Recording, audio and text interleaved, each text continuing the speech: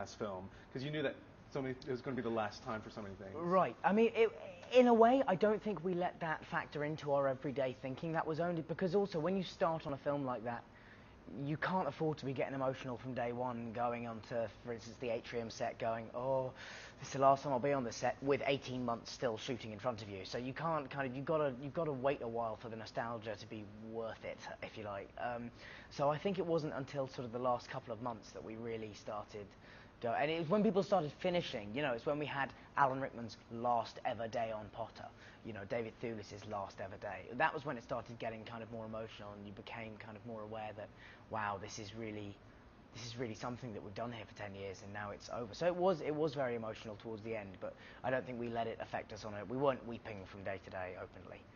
Last day for you to shoot, was it a very sad moment then? Oh God! I mean, on the very last day, yeah, I did cry a lot that day. We all did, just because it suddenly, I don't know, it feels like, I don't know if people cry when they leave school or whatever, but it felt like it was the end of an era, and the end of feels like we're suddenly moving beyond our adolescence, childhood, whatever, and it's yeah. So it was the last day was very, very sad and things, but you move on, and it's just, what's wonderful is that the film is so good, and this last film is so fantastic, and I'm so proud of it that I really we couldn't have gone out on a better note. This is a culmination of a decade of your life, so there's so many like fans have such invested so what do you feel like fans have kind of experienced in this past decade, and from reaction when they talk to you, or like when you see it in their eyes? I mean, like what's lovely is that I get a lot of people coming up to me saying, you've been such a part of my childhood, and you've been and that's just the loveliest thing to hear, and I never get tired of hearing that, because when you've been, it's just a genuinely lovely thing to have brought so much entertainment and happiness and excitement and inspiration and magic into somebody's childhood. That's a lovely thing to have been able to be a part of. I also think that over the last 10 years, the fans have been have found very gratifying the fact that the quality, we never stopped pushing to make each film greater than the last, and I think that kind of effort, and that kind of the work that we all put in, I think shows in the films, and I think they're very grateful for that as well. And it showed that a big studio franchise movie can still have a huge amount of integrity and care and attention to detail and love put into it, and that it's not just, despite the fact that they are the biggest grossing franchise of all time, it's not just a money-making machine. And because you've got a lot of young, hungry people working on that set, people like myself and Rupert and Emma, but also our directors Alfonso Cuarón and David Yates, and everyone in between, wanting to prove that particularly for the cast, wanting to prove that we're good and that we belong here and that we've learned.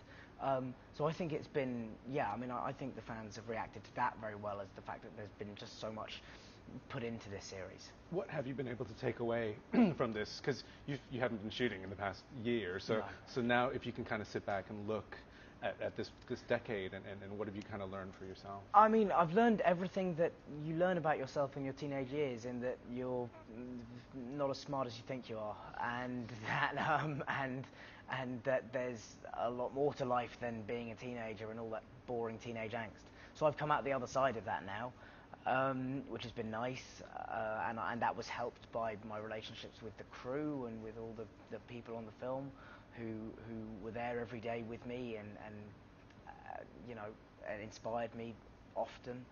And I think the thing that has really hit home over the last year is, and not that I didn't always kind of know this, but that every opportunity I get from now until the rest of my life, I owe to Harry Potter. I would never have, I'm doing my second show on Broadway at the moment. I would never have done even my first show either in London or on Broadway had it not been for the opportunity. The opportunity was given to me by Potter. So yeah, I will owe everything to Harry forever. It felt like you were because the last time I talked to you, it was for part one, and you said that you were shooting one and two kind of at the same time. Yes. So how do you kind of deal with, because obviously there's character arcs that you kind of have to deal with. So how do you kind of flip between back and forth, and are you proud of the work that you've done in part two? Yeah, I really am, because it's like it's a different. I mean, it's like I'm a different actor, I think, in part two from part one.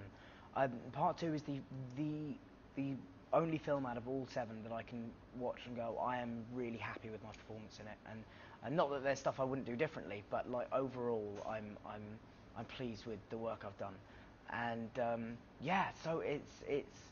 But I don't think at the time it was really that much of a concern, because you take it scene by scene, and when you know the story and the script as well as you get to know them over the course of doing a film, you kind of it just becomes second nature. You know which scene you're doing the next day, and it kind of just slots into place. You know what's happening with your character at that point.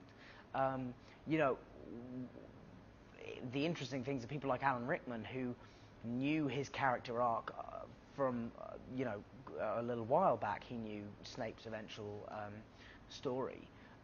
So I think for him it was a much more delicate balancing act of trying to constantly inform the performance with what he knew would be happening ultimately. Last film, because you